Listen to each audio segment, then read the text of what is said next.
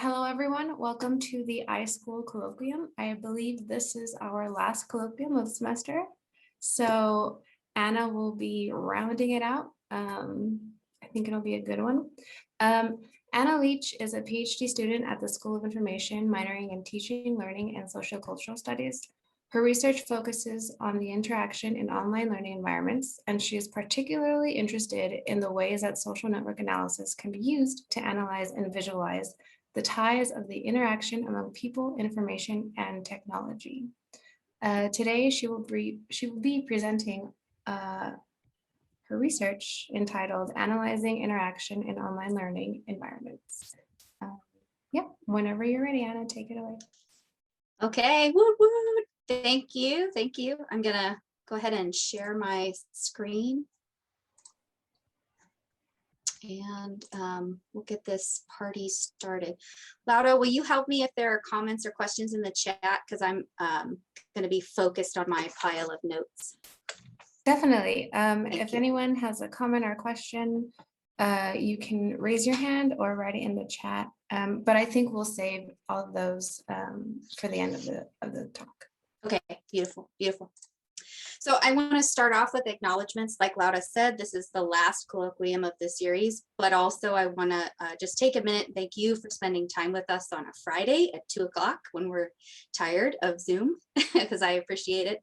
But also to our colloquium committee and Jana for coordinating all the efforts to have this colloquium every so often throughout the semester. So Zoom round of applause for that group. We really appreciate it. Okay, so to go through the process, what I'd like to do is the overview. I'm going to start with what is an online learning environment, just to ground us in what I'm thinking about whenever I talk about these different components of interaction, social network analysis within that online learning environment. And then I'll wrap up talking a little bit about using interviews or other qualitative methods in conjunction with social network analysis to really understand how these interactions happen in these online learning spaces. So online learning environments are defined by Clark and Mayer as instruction delivered on a digital device that is intended to support the learning experience. So this could be the learning management system, like our Desire to Learn platform we use here at the University of Arizona, or something like an online textbook like Pressbooks, a messaging system like Slack, and the like. But there are three components of interaction that I'd like to focus on in those environments. And those are the content, which would be your learning materials, the student, and the instructor. Moore's article, it's an editorial article in the Journal of Distance Education, suggests that at a minimum, there are three types of interaction: the student to content, student to instructor, and student to student. We're going to spend the next few minutes unpacking each one of these and really understanding what that means and what we're trying to understand from them, as well as investigating different types of studies that have been done thus far that really give us more insight to what those interactions mean. Moore says that the interactions between these three constructs lead to deep and meaningful learning. There's, as you can imagine, there are in this current environment in 2021, a lot more ways to unpack the content and where it's housed and the instruments in which we could use, for example, the learning management system as a system itself and how that can play into interaction. But to really get to the definition or kind of foundation of interactions, we're going to stick with that student to student, student to instructor, and student to content. So first, let's unpack student to content interaction. These could be things like reading the textbook, posting on the discussion board, thinking about the assignment, and things like that. Moore defines this as the defining characteristic of education. Without it, there cannot be education, since it is the process of intellectually interacting with content that results in changes in the learner's understandings, perspectives, ways they view the world, or the cognitive structures of their learning mind. To measure student to content interaction, we can look at different components. One study by Fredrickson looked at homework points. This was the idea of doing homework and turning it in. Also, they looked at learning smart study modules, which was an extra credit activity where they were given bonus material that asked them to look at the content in a different way. And then finally, discussion points. Discussion boards are one of my higher interests because there's so much text in there that you can pull apart and look at. So for this, we're talking about just the act of putting information into a discussion board. We're not looking at the level of understanding or the learning activity that's happening in there, just the act of interacting with that board. The results of this study suggested student success is structured in learner content activities, particularly in structured homework assignments, which I thought was really interesting, that autonomous on your own homework component would be the part that the students found the most impactful on their learning. The next type of interaction that I'd like to look at closer is the student to instructor interaction. These could be feedback from an assignment, posting on the discussion board, sitting in the classroom and having a discussion, or office hours. The instructor is the expert, the curator of the materials, and in many cases, the designer of the course and the grader. So this person is regarded by many as the essential component, and the student to instructor interaction is highly desirable by many of the students. Instructors' presence increases perceived learning and satisfaction. Students are perceived to learn more and gain more knowledge when they feel that their instructor is present in the online learning environment. This could be as simple as sharing a personal artifact about the instructor, a bio, a video as a way to introduce themselves if it's an asynchronous learning experience. But there has to be just the right amount of instructor interaction in the learning environment. So some students felt that if the instructor had too much interaction, they were overwhelmed and didn't feel like they were able to interact because they were waiting for the instructor to affirm that they were doing the right thing. But if the instructor wasn't present, they felt like they weren't getting a fair learning experience. The third type of interaction is that student to student interaction. This is sometimes called peer interaction.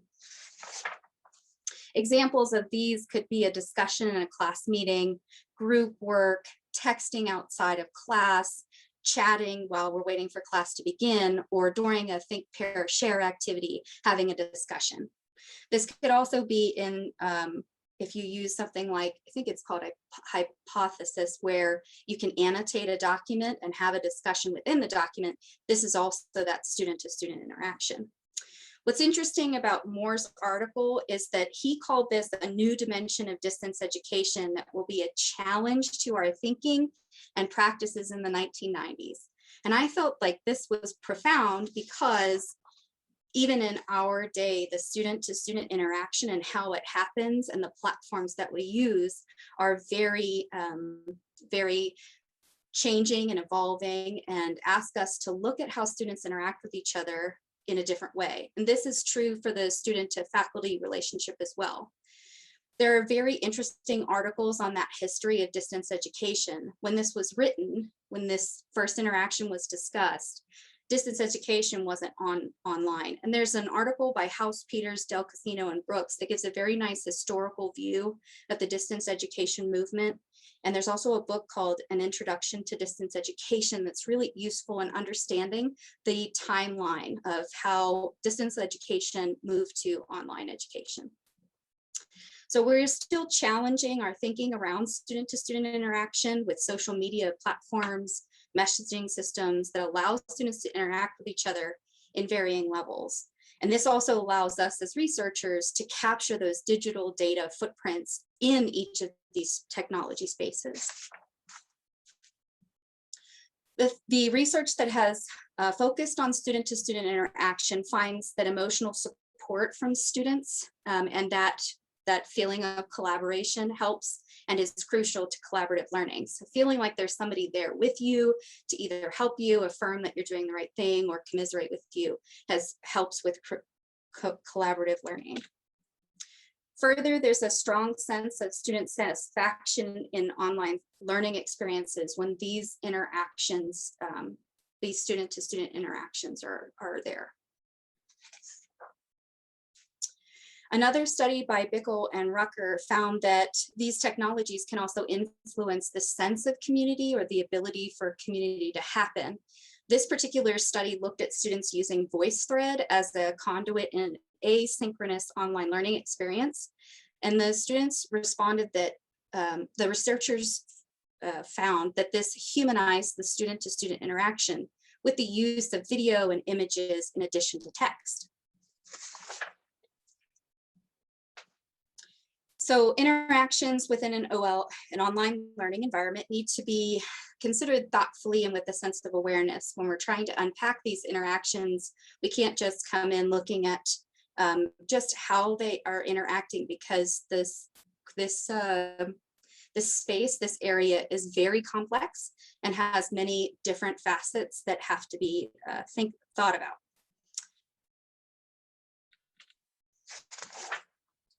So this is where in my comprehensive exams, I came across the study of social network analysis and how it could possibly be used to study these interactions in online learning spaces.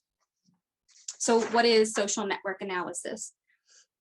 So it's the idea of conceptualizing individuals or groups as points and their relations to each other. And this is an image taken from an article we're going to discuss in a little bit from Sakur et al. That represents, I'm using this just to show social network analysis and what the graph looks like. I just really appreciated how the colors and the space that this one gave us. But to explain a little bit about it, if you're not familiar with social network analysis, each circle or node, which comes from an actor, is a participant. So we could look at that as a student or as the instructor. The size of the node, the size of the circle, is related to their degree centrality, which is the sum of incoming and outgoing interactions. The arrows in between the different circles represent the interactions, and these you can tell are in different varying thicknesses, and that is the frequency of interactions. The arrows represent the direction of the interaction. So for example, in graph A, L3 is talking to D1 or interacting with D1, but D1 is not interacting with L3 because the arrow isn't reciprocated. And it looks like L3, in comparison to the other lines, interacts frequently, maybe sending D1 regular messages. The color ranges correspond to the betweenness centrality. So now that we have an understanding of what social network analysis is, I was curious what research is available in the field of online learning environmental studies and, environment studies, and how it's been utilized. And in an article titled Social Network Analysis in E-Learning Environments, there was a systematic review examining articles to assess whether the application of SNA in e-learning is increasing and explore how these studies have been cited. The scholars began with 3,185 studies, of which 138 were selected for full review and 37 for final analysis. A repeat of this literature only identified 5 additional articles between 2012 and 2013. And I recognize that this is an older article now that we're in 2021. And I'll approach that in the next couple slides, but you can see that there's an increase. It's just, it's a very small increase. So there's room for opportunity here for us as researchers to use social network analysis. I wasn't able to find a study that looked at that 2013 to 2020 even period for additional growth, but I was able to find a literature review of SNA used in higher education and online learning by Jan et al. And this one reviewed simply a focus on community of practice and community of inquiry. So this research was looking at how these interactions can demonstrate or show that there's a community being built based on the community of practice framework and the community of inquiry framework. It still shows that the use of SNA, while it's very focused for this review, is prevalent in higher education, but there's room for more. The other component about social network analysis that I really appreciate is that it's visual, so that it could be used for analyzing those visual interactions. The goal of visual analytics is to help our brains see and maybe pick up on different things that we may not see in the data. Research is iterative, so every time we take another look or another angle, we might find something that helps us to reconsider or think about a different component of the data that we may not have otherwise. Looking for ways that social network analysis has been used in higher education, I selected a handful of research that has been done and started to dissect what was being done in the study and what we were looking for in the study. Was it all focused on just community building, or were they looking at collaborative learning? So in one particular study, they were using SNA to investigate social networks that were formed in an online discussion group, similar to the one that we have on D2L. And what they found is that the networks were sparse and had low density. This was a case study, again, focusing on business and administration and accounting in a Brazilian private university. Students in general tended to interact more in the first semester, and it diminished over time. This was a cohort that they followed over a year, so it was 3 semesters back to back. And it starts off with a gust of interaction and contributing, but then kind of trails off, if you will. However, when they, whenever they tried to ask students tried to assess the reason for students to not be involved anymore, the authors said that they seemed to feel less confident to engage, but there wasn't evidence to support that from the social network analysis. There weren't interviews done. So I'm suggesting in the second bullet that interviews could have provided information as to why their interaction was less, or what may have halted, or what made them prompt them to interact. Another study by Lee and Bonk gathered survey data at the beginning and end of the course, assessing the students' perceived degree of closeness. And I like this article a lot because of how they utilized SNA in conjunction to a survey to really see if there was a change over time and figure out what and why. They used SNA on a blog website that was external to the learning management system and pulled in those different pieces. And they found that showing that studying interaction patterns can help scholars learn more about the students' perceived closeness with peers. The one thing that the authors did state is that the limitation of this study is that the collection points were very spread out. It was a full semester course, so the beginning of the course versus the end of the course, that a lot could have happened, and they wonder if they could have pulled more information at a snapshot in the middle, as well as that they didn't have enough qualitative data through interviewing or things like that.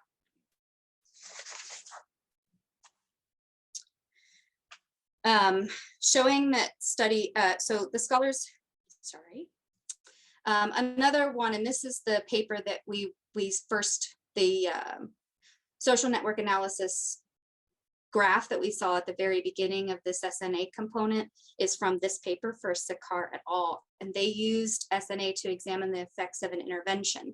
So what this study did was use a learning management system where students had a discussion board that was not a mandatory component of the course. Then they took the interactions with that discussion board and mapped them out using social network analysis. And that was that first A bubble where you could see all the interaction was coming to the center, and that was the instructor. So students were posting just to the instructor.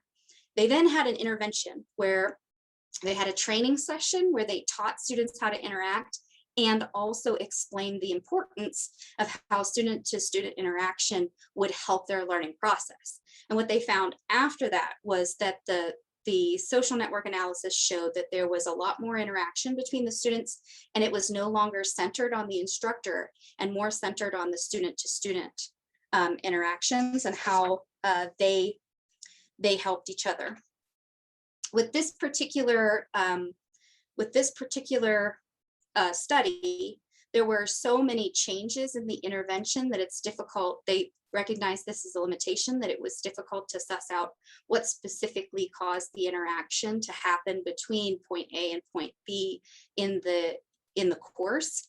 And they weren't sure if it was because they were showed how to use the tool, or if the importance of interaction was emphasized.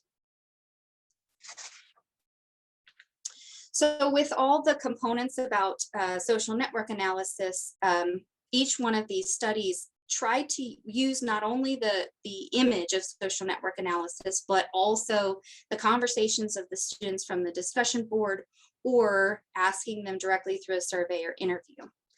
Since people seek connection when we're interacting online, I like to think about the human component of that interaction as well. And this is where voice comes in, and different qualitative techniques could help emphasize or help to explain or understand or even make deeper meaning from those different interactions. And when I say student, I also mean the instructor as well, because it's not just the student-to-student component, as we talked about before with interaction, that matters. It's also that student-to-instructor interaction that is critical to the collaborative learning environment and the students' perceived knowledge. Crossley wrote a chapter book on using well, it's not a chapter book, excuse me, he wrote a chapter in a book about combining qualitative data with SNA to help build a story. The argument in the book is that they can help generate a shared meaning, such as and identities and conventions and norms, to help us really understand exactly why the interaction is taking place. Secondly, the argument was that it provides an alternative viewpoint, and this was mentioned a few slides back, that by using that data visualization tool, we can see possibly different interactions emerge that may not come out as themes when we just do perhaps like a thematic analysis of the discussion board or analysis of the interviews. And finally, it can help us deal with unique occurrences and particularities. So if there are small classes or large classes where we have a lot of interaction happening, using SNA can help us maybe pick out a population or a group to examine. So it provides us with I started saying this before, SNA could provide us with a filter for big data. So if we're looking at a class of 130 students and trying to understand interaction within that class, excuse me, we can use SNA to filter out different subgroups or particularities that we would like to focus on for our research. Additional studies, this particular paper that I'm citing here called for additional research using SNA or integrating SNA to understand community learning. So there are two large fields of practice or methods of study with frameworks. One is communities of practice and the other is community of inquiry. Those are very large and I'd love to talk about them. So if you ever want to, just give me a holler. So my end point is that SNA in conjunction with qualitative methods can harness that student and instructor voice to inform themes on interaction within an online learning environment. And that's where my research is leading in the future. Just this past spring, I had an opportunity to do a pilot study where I could sit within a class and observe, as well as be a part of the class to see how students interact with each other. Now, I haven't started really assessing that data for themes, but a couple things from conversations with the instructor and a fellow peer collaborator have found that different themes do come up with the interactions. Like some interactions happen immediately before an assignment is due because they want either affirmation that the work that they're doing is great, or or they want to make sure that they're right on track, or they use the meeting times as an opportunity to work on the work itself. And what we're pulling from the interactions is not only the classroom meeting where students are talking to each other in breakout rooms, but also how they're interacting with the learning management system and how that looks in the larger picture. Thank you. Oh, and then I have all of my references here. If anybody's interested in anything in particular, I'm happy to just share the Google slide. Thanks, Anna. If you. anyone has any questions or comments, please put them in the chat or just unmute yourself and go ahead. I have a question, Anna. Thank you very much for your presentation. Thank you. I had one question related to the student to content measure, in Moore's measures, and I'm wondering, if you've found the need to complicate those, for example, with an instructor's content delivery methods. Yes. When you have this situation, right, of it's not just student to content, but through the kind of valence that the instructor presents it, and what, if that's led you to any conclusions or complications in the work. Yeah, so that's an excellent question. The design of the course, as well as the interest in the content, as well as how it's delivered, is it all can impact how the student is going to interact and therefore perceive knowledge or perceive learning or perceive satisfaction with the class. I can't immediately remember any specifics, but I can tell you that it does add that layer of complication. And one thing that I like to look at or understand is how specific course design, specifically in like our learning management system for D2L, if a student comes to the same course design, the same layout, maybe modular or bi-week, is that a better experience for them, or is it easier for them to quickly get on board? I can't think of anything specific, but those things are coming up in the literature review as a component to consider as an impact for interaction. Thank you. Thank you. I have a question. Yes. And maybe you answered it, and I apologize if you did. Are there a lot of people, in your opinion, in education using social network analysis? Do you know? So if my very limited, I hesitate to say no, but based on what I've seen so far, no, but it seems to be gaining traction. The idea of using data visualizations to aid in understanding how a learning management system, course design, engagement with your students, especially now that we're in this online space kind of emergency, like it's coming, it's of interest. I myself was hesitant to explore social network analysis at the beginning because it's complex and it uses terminologies that I'm uncomfortable with. But as I read more and more literature in the education space, it's such a good tool for visualizing and analyzing the data. Now, there are several scholars that are very dedicated to SNA and in that higher education online like field, and I cited them a couple times because their research is very similar to what I'm interested in and very, very new. So it's using SNA in a learning management system online, using technology that is happening right at this moment. So while my direct answer is I don't think so, I don't think it's happening a lot. I'd like to change that. I'd like to do some. Mhm. Selena, did you have a question? Do. So I'm still learning a little bit about what SNA is, and I had an opportunity to talk to Anna about it before, but because I'm so new to it, forgive this question. Is there a way to represent change in learning environments using that same kind of representation, or is it just a snapshot point event? So the learning environment itself, I don't think quickly off the top of my head could really be represented in that social network analysis graph. That graph is really great for showing maybe a change in interaction or degree of centrality, meaning how many times they interact with each other over the course of maybe like a semester or a week or something like that.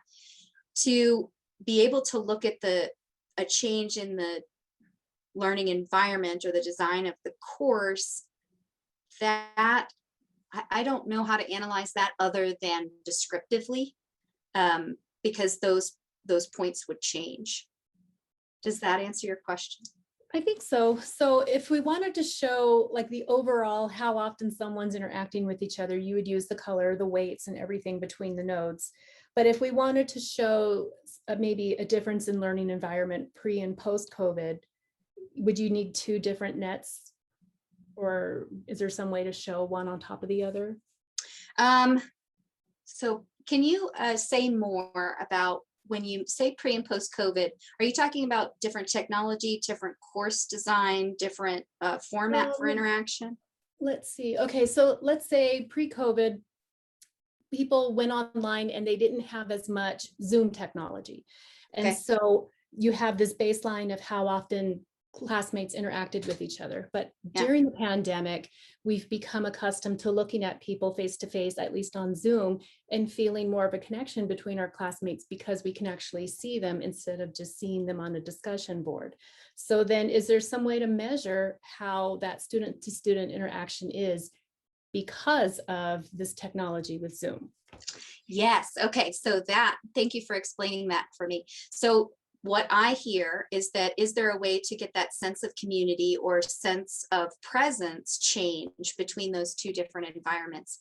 And while social network analysis would be great to demonstrate or represent the interaction that's happening between those two time frames or spaces, I think it would be more beneficial to get a maybe pulse using, I'm going to blank on the name because I always do.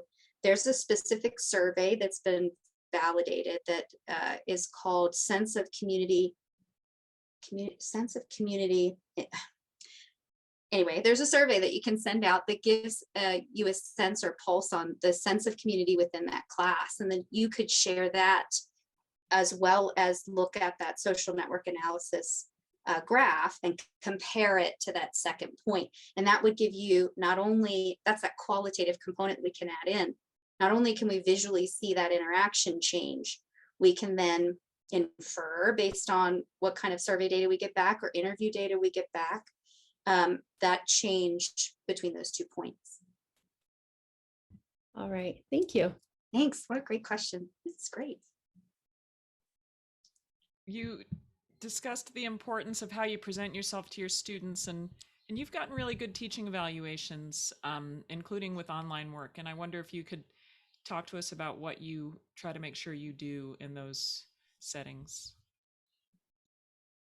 Yeah, so one of the things that I keep in mind when I'm trying to teach is the human component of teaching. I try to make myself present and known, but also allow for space for growth for the students. It's like the one study I discussed where teacher presence is critical, but finding the right balance of it, where you're not answering every single question and allowing space, but you're also there, and they're aware that you're there. Another study that I've read talked about students appreciating knowing that their instructor is a human, someone that also has good days and bad days, I guess, or not necessarily that, but just is self-disclosing. So I know that some teachers will put in their syllabus, a bio, or on the first day of class, they'll say, this is my doggo, and this is what I like to do on Fridays. And those kinds of things really do help a student feel like there's less of a